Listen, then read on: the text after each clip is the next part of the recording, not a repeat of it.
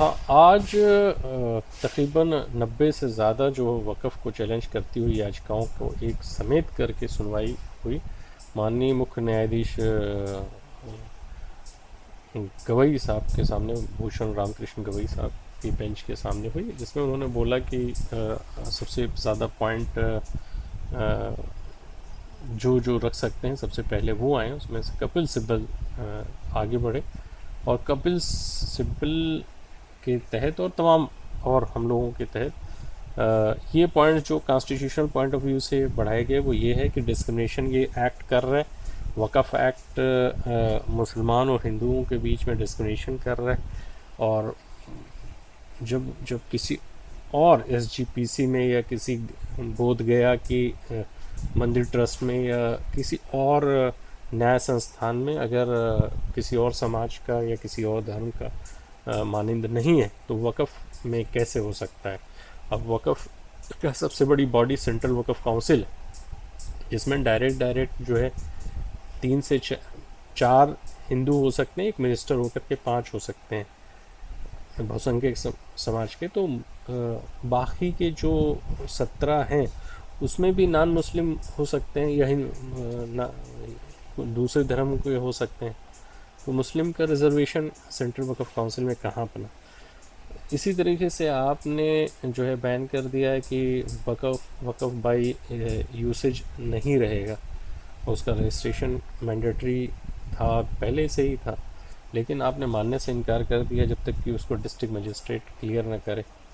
तो ऐसे बहुत से वक़्फ़ हैं जिस पर डीएम खुद ही पार्टी है, क्लेम करता है कि सरकार की ज़मीनें हैं, तो इस वजह से वो उसी के सामने अर्ज़ी करने का प्रोविज़न है। तो ये भी एक तरीके से विशेड कर रहा है कि कब तक उसके सामने अर्ज़ी डिसाइड होगी और कौन करेगा, क्योंकि वही तो पार्टी है, वही हियरिंग करेगा।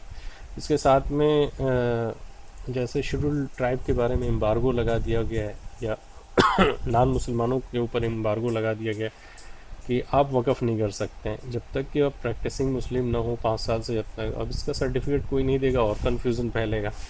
तो इस तरीके से लेकर के ट्राइबल्स के बारे में है, जो कि आपको मालूम है नागालैंड, साउथ इंडिया और लद्दाख में मुस्लिम ट्राइबल्स की एक बहुतायत, बहुत तो नहीं 30% 20% की आबादी। वो भी अगर वक़्फ़ करते हैं तो उनको डीएम से परमिशन लेनी पड़ेगी, वक़्फ़ उसके बाद में सोच सकते हैं। अब मरता क्या ना करता है, जो वक़्फ़ करने के लिए आगे बढ़ता है वो काफ़ी सीनियर आदमी होता है। अब उसी वक्त आप उसको कोर्ट कचहरी करवा दीजिए, शायद वो वक़्फ़ नहीं करे, तो वक़्फ़ को डिस्करेज करने का एक ये स्टेप है। इसके अलावा जैसे लेडीज़ हैं जो मुस्लिम हैं नहीं हैं, 5 साल से वो लेडीज़ हैं, वो तो पर्दा नशीन रहती हैं, तो उनके बारे में तो इसके साथ साथ में जो 15 पॉइंट्स ये हैं, ये कि ट्रिब्यूनल को आपने पावर वैसा नहीं दिया जैसे पहले हुआ करता था।